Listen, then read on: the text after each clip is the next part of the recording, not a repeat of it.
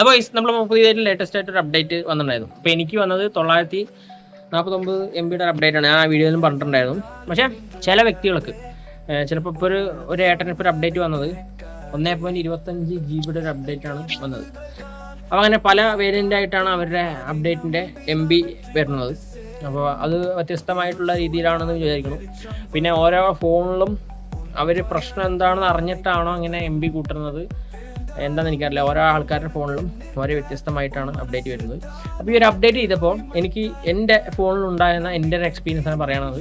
അപ്പോൾ ഈ ഒരു അപ്ഡേറ്റ് ഞാൻ ചെയ്തിട്ട് ഫോൺ നമ്മൾ വാങ്ങുന്ന സമയത്ത് നമുക്ക് ഫോണിലൊരു സ്മൂത്ത്നെസ് നമുക്കൊരു ഫീൽ ചെയ്യും. അതായത് 120 Hz റിഫ്രഷ് റേറ്റിൽ നമ്മൾ ഇട്ടിട്ട് ഫോൺ ഉപയോഗിക്കുമ്പോൾ ആ ഒരു ഫീൽ നമുക്ക് കിട്ടുന്നുണ്ട്. ആ ഒരു ഫീലാണ് എനിക്ക് കിട്ടുന്നത്. പക്ഷേ 120 Hz റിഫ്രഷ് റേറ്റിലല്ല ഞാൻ ഇട്ടിരിക്കുന്നത്, ഞാൻ 60 Hz ഇട്ടിട്ടാണ് ഉപയോഗിക്കുന്നത്. അപ്പോൾ ആ ഒരു സ്മൂത്ത്നെസ് എനിക്ക് കിട്ടുന്നുണ്ട്. പിന്നെ അതേപോലെ തന്നെ പല ആപ്ലിക്കേഷൻ എനിക്ക് അടിപൊളിയായിട്ട് ഓപ്പൺ ആവുന്നുണ്ട്. പിന്നെ ഉണ്ടായിരുന്ന ഒരു ബാറ്ററിയുടെ ഇഷ്യൂ അതിപ്പോൾ സോൾവ് ആയിട്ടുണ്ട്. എനിക്കിപ്പോൾ പഴയ പോലെ എനിക്ക് ബാറ്ററി നന്നായിട്ട് കുഴപ്പമില്ലാത്ത രീതിയിൽ എനിക്ക് കിട്ടുന്നുണ്ട്. ഒരു ദിവസത്തിൻ്റെ അടുത്ത് എനിക്ക് സ്ക്രീൻ ഓൺ ടൈം എനിക്ക് കിട്ടുന്നുണ്ട് ഇപ്പോൾ. അതുകൊണ്ട് വേറെ വിഷയമില്ല. അപ്പോൾ ഞാൻ ഏറ്റവും കൂടുതൽ ഹോട്ട്സ്പോട്ട് ഓൺ ആക്കാറാണ് പതിവ്.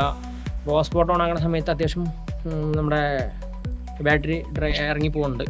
അത് എല്ലാ ഫോണും അങ്ങനെ തന്നെയാണ്. പിന്നെ ഹീറ്റിംഗ് ഇഷ്യൂ എനിക്ക് ഇപ്പോൾ ഹീറ്റിംഗ് ഇഷ്യൂ ഇല്ല. ഇപ്പോൾ ഹീറ്റിംഗ് ഇഷ്യൂ ഉണ്ടെങ്കിൽ തന്നെ ഒരു 40 ഡിഗ്രി അടുത്ത് ഫോണിൻ്റെ ഹീറ്റ് പോയിട്ടുണ്ടെങ്കിൽ ഏകദേശം 1.5 മിനിറ്റ് കൊണ്ട് ഫോൺ കൂളാവും. അപ്പോൾ അതിനുള്ള ആ ഒരു vapour chamber cooling system heavy ആയിട്ട് വർക്കാവുന്നുണ്ട്.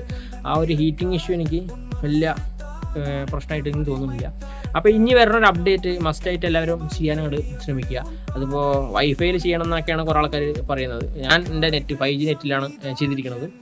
അപ്പോൾ നിങ്ങളും അങ്ങനെ ചെയ്യാൻ ശ്രമിക്കുക. അപ്പോൾ ഈ ഒരു അപ്ഡേറ്റ് കൊണ്ട് യാതൊരു പ്രശ്നം എനിക്ക് വന്നിട്ടില്ല. ഇനിയിപ്പോൾ ചില വ്യക്തികൾ അപ്ഡേറ്റ് ചെയ്യുമ്പോൾ എന്തെങ്കിലും പ്രശ്നം വന്നു കഴിഞ്ഞാൽ നിങ്ങൾ അടുത്തുള്ള സർവീസ് സെൻറ്ററിൽ പോയിട്ട് അത് ജസ്റ്റ് ഒന്ന് അപ്ഡേറ്റ് ചെയ്യാൻ ശ്രമിക്കുക. എനിക്ക് അത്രേ പറയാനുള്ളൂ.